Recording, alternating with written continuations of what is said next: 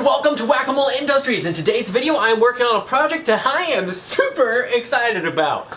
And, well, I get to introduce it to you right now. I may have made a new purchase. Maybe. Yeah. It's a K98K Yugo Capture Milsurp. And, it needs some work.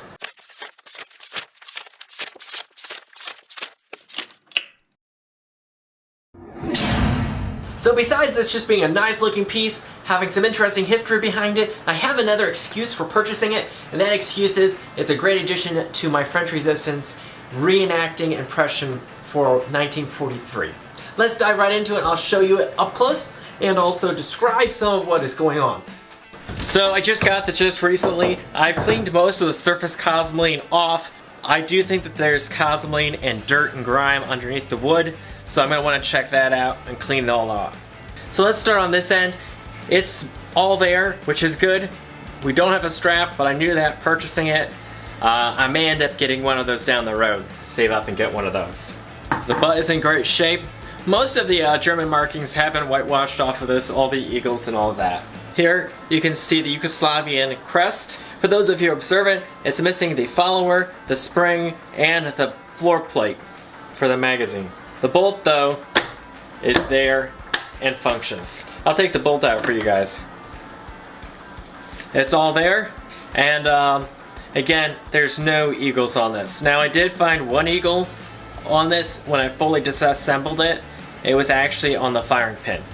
The next thing I want to point out is the sight is missing the sight leaf. So it's got this plate and the spring, but it's missing the sight. So that's something I'm gonna have to source. The good news is the handguard is present, and so are the barrel bands, both of them. And I'm just gonna move around so you can kind of see what we've talked about up to this point. The last thing I want to point out is that the sight guard is missing. Well, also the more important part in here, the sight blade. So that's another thing that's gonna have to be replaced. Now, the thing that's hard for me to show you on camera is that the rifling is awesome. I'm guessing because of how good of condition the rifling is, this is probably a Yugo replaced barrel. Let me know in the comments your guys' thoughts on that though. This is my first Mauser though, so I'm learning about this as I go. And as you see, I found all the parts and they're in the shopping cart. Now it's time to exercise the card, purchase the parts, and let the fun waiting game begin, waiting for them to come through the mail. I have the parts. Let's open them up and see what I've got. So these are supposed to be original German parts. Now you might be wondering, why am I bothering putting original German parts on it?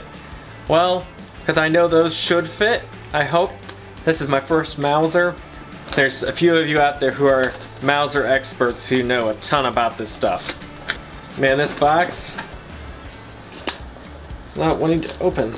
There we go. I think that's, yep, there we go. So, I already see the sight leaf. It'll be interesting to see what condition these are all in. There's the front sight blade. It's either got cosmoline or maybe a little bit of rust. I'll be interested to see once I get out of the bag. This has definitely got cosmoline or rust on it. Let's see. The follower, the spring, and the floor plate. And last but not least, sight hood or front sight guard. So this looks great. I think this might have been a reproduction. I can't remember if it is or if it isn't. So I'm gonna set that there. So I got the non-beveled type of follower. I'm hoping that's the right one. From what I was reading, I think that's the one that holds the bolt open, which I think would have been the appropriate one originally. I don't have to cut this one open. The spring's a little bit grimy, but that's easy enough to clean up. I'll probably just use some WD-40 to clean that. Here's the floor plate. It does need a little bit of cleaning, and it is the machined type. It's not stamped. It's really, really dirty. Now I'm feeling this one's even dirtier just based on how it looks. So far, no waffens. So I'll have to clean this up pretty well. So I want to examine the overall condition of the metal and see if anything needs to be treated just to preserve it. So I'm going to remove all the wood. And in the meantime, I'm also going to clean up all the cosmoline. So I'm just going to stick all the pieces where I can get them easily.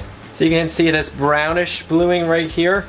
And this looks like it's closer to the white in here, and then where the metal is here, it is brown again. Does anybody know any information about that? The brown bluing? Is that original color or is that Yugoslavian done? So the people who designed this were really smart. It can pretty much be fully stripped without any tools, and what tool you need is pretty much just a flat blade screwdriver. Oh yeah, there's a ton of cosling even on this screw. I don't like using these screwdrivers because these are not hollow ground, but I need something thinner. So I just gotta be very careful. This screw is not stuck, I just don't want to strip it. Look at all that cosling and dirt. Well, I guess that's pretty much all cosling. That's how everything else was coated before I cleaned it up. The bluing on this is really nice. So as everything that I can see, this wood looks like it's in good condition. Let me know your guys' thoughts. There's a good healthy chunk of cosling right there. So there's a small crack right there, delamination.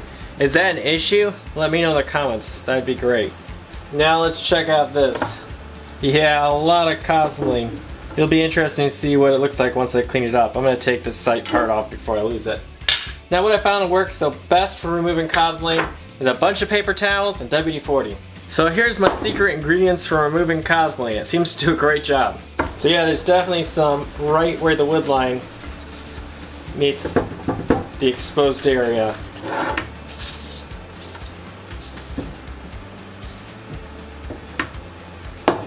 Almost one paper towel down. So now that I've mostly cleaned off, it looks pretty good. Tell me your thoughts in the comments about this particular piece. Now I found what looks like remnants of all sorts of different stamping right here. There's also a stamp here that's 10 and then something that's sort of missing there. A Q there, a 2 there, some stamping right there that I can't really tell what that is. There's also some very faint stamping right along here as well. Now what I really wish is I wish I could tell what the stamping was right through here, as there's some stamping there that's very, very, very faint. There's some stamping there and stamping there as well. What I really wish is I wish I could tell what that stamping was right there. I think that would have been interesting. Now I need to clean off this piece. It's so gunky. I can't skip these small parts either as they have so much cosling on them. There we go. All the original parts that came with it are clean.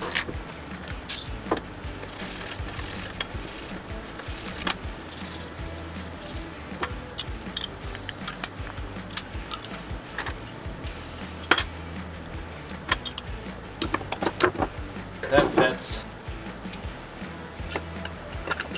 There had to have been a good technique back in the day for installing this. I'm going to compress it this way first, get it lower, then I'll put the nail head against the spring.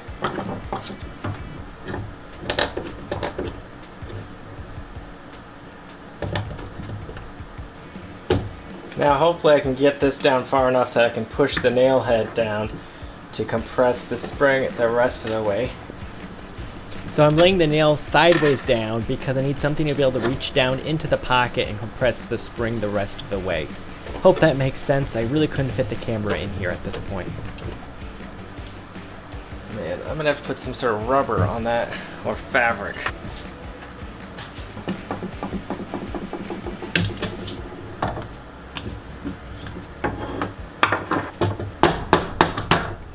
Hey, there we go, it's in.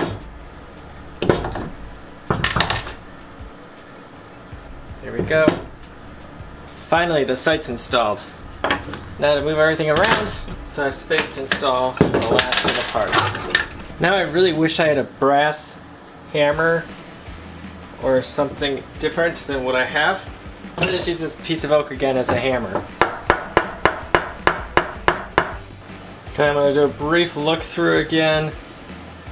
Here it is again, outside of the wood, the underside. Okay, time to start putting this all back in its wood. Such a beautiful rifle.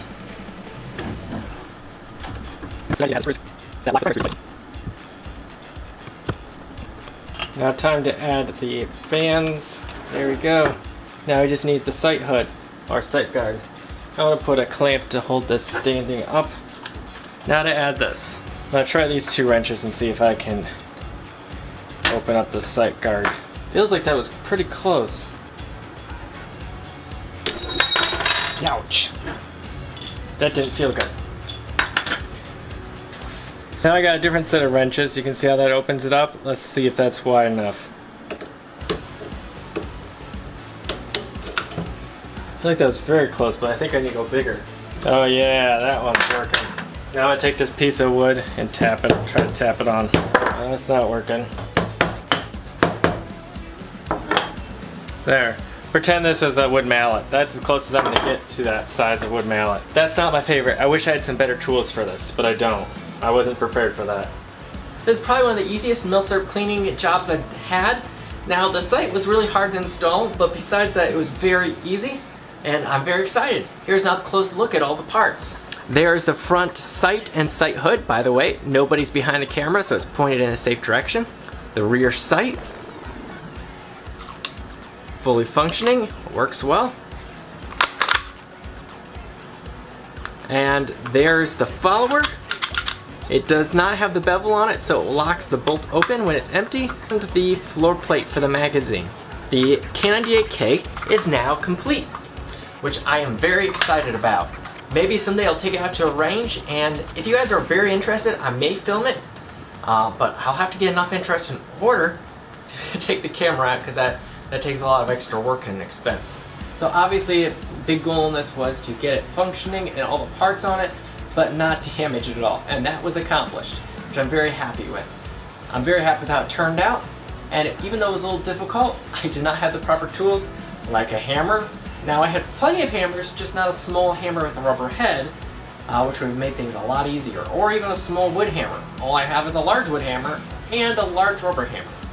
Anyways, this wraps up the project. Make sure to like the video. Also leave a comment down below. I know I have a lot more to learn about K98Ks and Mausers, as this is my first one that I've ever purchased and worked on. So that was a fun experience. Also, make sure to subscribe to keep up with future videos. I'll see you guys later. Bye.